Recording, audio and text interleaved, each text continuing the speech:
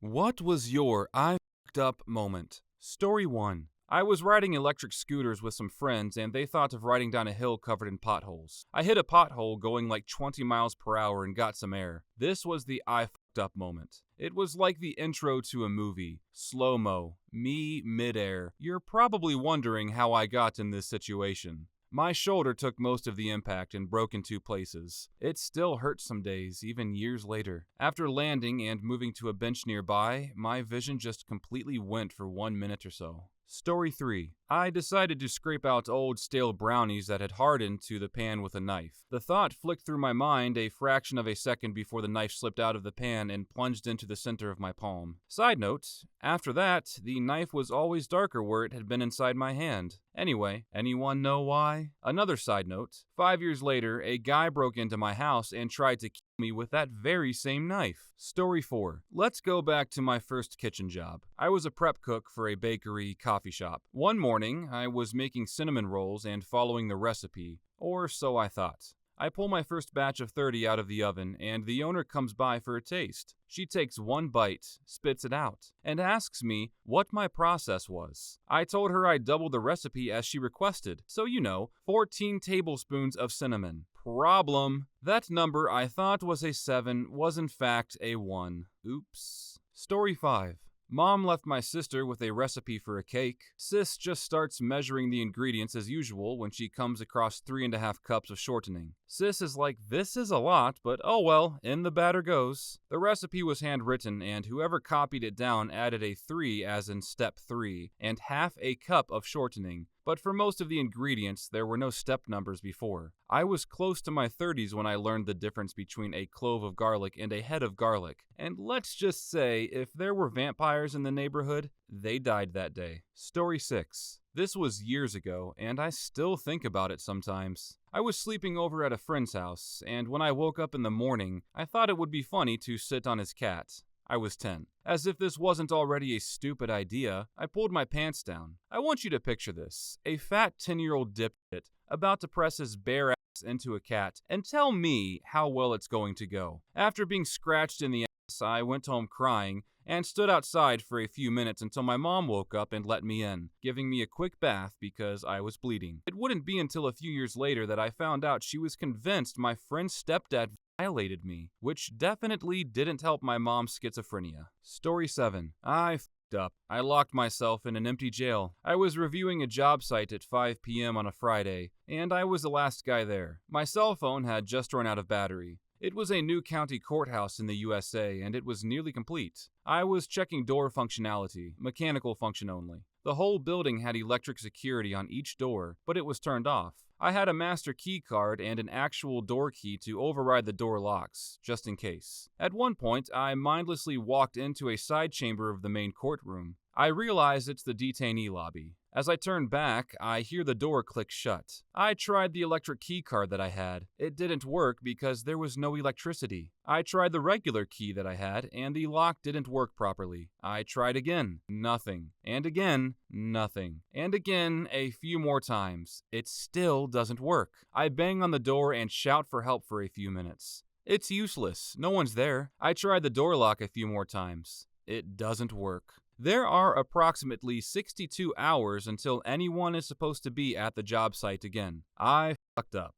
I didn't want to, but I ended up kicking the door, and after a few minutes, it broke. It broke around the lock, with the lock staying connected to the frame. Everyone laughed at me on Monday. The door between the detainee lobby and the courtroom was a heavy solid wood door and not as secure as the detainee cell doors. That's because the policy was always to have a sheriff with the detainee when in that room. I don't know why everyone laughed at you. You broke a door made for criminals in a few minutes. That's pretty impressive. Story 8. I was cleaning our fishbowl. I dropped it into the sink accidentally. It cracked our kitchen sink. It was a type of sink connected directly to the counter. Because of this, no one would contract to cut out the sink because it could have cracked into the counter, which they would be responsible for. So because of the crack, we had to replace every counter in the kitchen. While we were at it, we figured we should refinish the cupboards as we always wanted to, and do a whole new backsplash of thousands and thousands of individual stones. And since we were doing that, we repainted the kitchen. However, as it flowed through the whole house, we had to repaint the whole inside of our home too. and since we were at it, we replaced our interior doors. But while doing that, we bought a new front door too. And since everything was moved, we had our internet and wiring in the walls redone and fished through the walls and ceilings. Told my immediate superior that I wouldn't pass urinalysis. Got processed out of an $80,000 a year job with the Navy. Then my urinalysis came back clean. Fuck.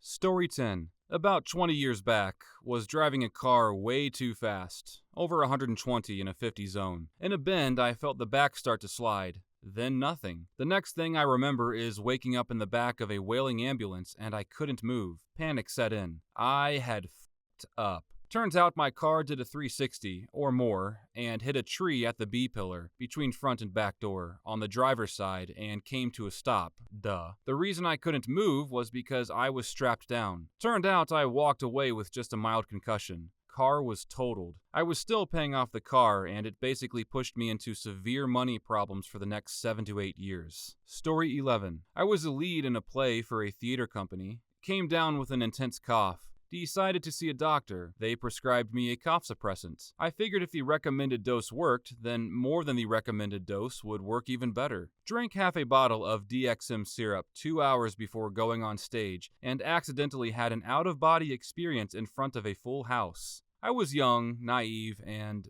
very high. The rector wasn't too happy about it. Story 12. When I was a kid, I was playing hide and seek and wedged myself between the washer and dryer that are in front of the toilets in the bathroom of my friend's house. I thought it was the best spot. The seeker came into the bathroom twice and didn't see me. Then, my friend's mom came into the bathroom and started f***ing. I didn't make the split-second decision to get out before that happened, so I stayed still until we locked eyes. Story 13. I went turkey hunting with my new father-in-law this morning. We drank a load of beer and ate Indian food the night before. I hit my camo overalls so badly that it filled up my boot, and I left a trail on the 5-mile hike out of the woods. This morning. Hunting and drinking means you are eventually going to have to shit when in the woods. Most of us find a tree to lean against though, and don't just shit our pants. LMAO. Story 14. I'm a car guy, but I generally am conservative with modding cars, at least aesthetically speaking. I hate how some manufacturers put like 4+ badges on just the back of the car alone. So the first thing I usually do is remove them, heat them up a little with the hairdryer, then pull, and it'll slowly peel cleanly. Well, I got my ex a car that had some badges on the trunk lid. I went to remove them and used a heat gun instead of a hairdryer this time. And much to my surprise, the paint almost immediately bubbled. 2 problems. 1. Heat guns put out way more heat than a hairdryer. 2. That car had a plastic trunk lid, so there was no metal to wick the heat away. Yeah, that was an expensive mess. I stepped back and just stared in silence for a few minutes, just dying inside. Oh, and the worst part, I forgot to tell them, the body shop, to leave the badges off, so they put all new badges back on after they repainted it, and I paid for them. Damn it. Story 15. Worked at a grocery store in high school, specifically a food prep area attached to the deli. Made salads, subs, pizza, fried chicken, etc. Went out drinking and slept over at a friend's house the night before a shift. We hung out in his basement. By his pool the next morning, hungover beyond belief, and he drove me to work in the afternoon. I'm not sure why I didn't have my car. When he dropped me off, he said he was going to prank call the store and order the grossest pizza he could think of to make me puke on the phone. Totally forgot about it. Struggled through the first 7 hours of this shift. Called my buddy to remind him to pick me up in an hour. Not 5 minutes later, we get a call. I picked up, and this guy goes on and on, asking what kind of toppings we have, what kind of cheese, what kind of crust, and it's a grocery store. So our policy at the time was, if I can ring it up, I can use it. So legit anything is an option for this random customer who happens to have the exact same voice as my buddy I just got off the phone with. I humor him and go through the order. This guy orders a cauliflower crust. Way before these were even a thing, never mind somewhat popular. Soy sauce, no tomato sauce, Swiss and Gouda cheese, tofu, salmon, olives, shiitake mushrooms, eggs and eggplant or something, Caesar dressing on top. Of course, at the end of the order, I was like, okay, bud, that's all you could come up with? Want me to strain the grill trap too and add it on top? To which he responds, what? And I say, f off, buddy's name. I gotta shut down and clean up ASAP. The voice on the other end of the line changed, and I immediately realized I fucked up. It was not my buddy. I just hung up and put our phone off the hook. Maybe the managers would believe it was a wrong number or something, and it wasn't me. Turns out it was one of our eccentric old managers making the order from home. I've never been so embarrassed. Story 16. I opened a hot radiator in a rush. On a front loader, 16 liters of coolant blew out on me. Still drove myself back to the shop. Ended up with third-degree burns on like 80% of my body. Recovery was hell. Morphine IV was pretty nice though. Don't recommend. Story 17. I let my then husband learn how to tattoo on me. I'm only down about $2,000. So far, getting everything fixed. He did practice on grapefruit and fake skin beforehand. He also got a tattoo on himself first. That was not enough experience to attempt a full sleeve, among other pieces he did on me. He had very little practice, and his work displayed this. It was mediocre. He was extremely manipulative and controlling, so I didn't have much to say. I've been working with a great artist in my area who's reworked it, and the $2,000 could have been doubled and still be worth it to me. Starting to feel good about how I look now, and to me, that's priceless. Story 18. I was 25. A mess. Recently, misdiagnosed with PBD, taking drugs, drinking too much, all while engaged to a man as emotionally unstable as myself. And one day, during one of our terrible arguments, I hit him right in the face. To say I fucked up was an understatement. That moment shattered everything I had thought about myself. We eventually broke up, and I haven't been in any relationship since. I'm clean, stable, got a job, and talked things through with my ex. We're on good terms now. But, yeah, in that moment, I fucked up. And I'll make sure it never happens again. Story 19. When I was 15 and new to acid, I got some for a day trip at a festival but didn't really get high off of it. Complained to my dealer and he said he'd sort me out. Hours go by and it's around 6 p.m. and he comes to dose up the people I'm camped with. I wind up getting another 6 to 8 hits. Hours later, I was chilling at a big fire pit, waiting for my sister to go check out another stage, and my dealer appeared in a giant flame ball looking like a demon and said, "Look at you. You weren't getting high and now you're f***ed." To which I replied, "Man, I'm so f***ing high, My hallucination ended, and I stopped mid-sentence, realizing everyone was staring at me. Decided I needed to go lay down in my tent because we couldn't transition from the light to the dark because there were darker eyes whispering at me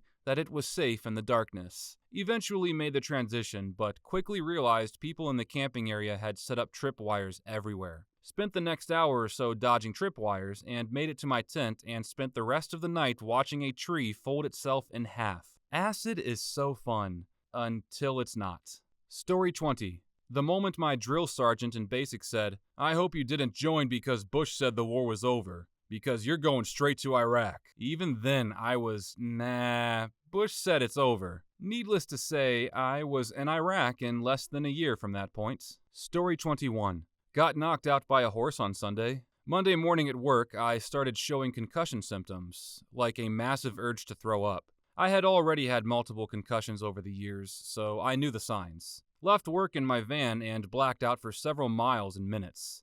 Ended up hitting a dump truck head-on. Spent over a year in the hospital, and am now permanently disabled. Yay for head injuries. Story 22. Woke up in a hospital with my brother holding my hand while he slept in the chair next to me. I had been out for 8 days straight in an HE coma. Basically, I drank to the point that my liver put up a temporarily closed sign, and toxins were swelling my brain. Besides dealing with the doctor telling me that I have a 25% chance of living for the next 3 months, in those 8 days, all of my friends, family, boss, and ex met up and started putting the puzzle pieces together. Most knew I drank, but when they all got together, it was clear that I was an alcoholic. Together, they learned that I had been on a 2-year bender, with maybe 3 sober days in there, and had left 2 rehabs in the prior months.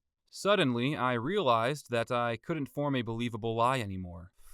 I'm 303 days sober now. Still have health issues, some untreatable like cirrhosis, some manageable like anemia, but I can finally wake up without my hand shaking, and I can sleep, really sleep. Before, my alcoholism was so bad that I'd wake up every few hours because my body was giving me withdrawal symptoms. Most people can drink and have a good time without the nagging of an addiction. I cannot. If you can, celebrate it, and pour a 40 for me. But if you think you might have a problem, consider exploring some sobriety programs or groups before you end up in these shoes. Story 23. The place I work at makes these tiny metallic pieces for surgical equipment, and one day we were really busy, and when I came onto my shift, the guys before us made some bad parts. Happens all the time, and it's normal.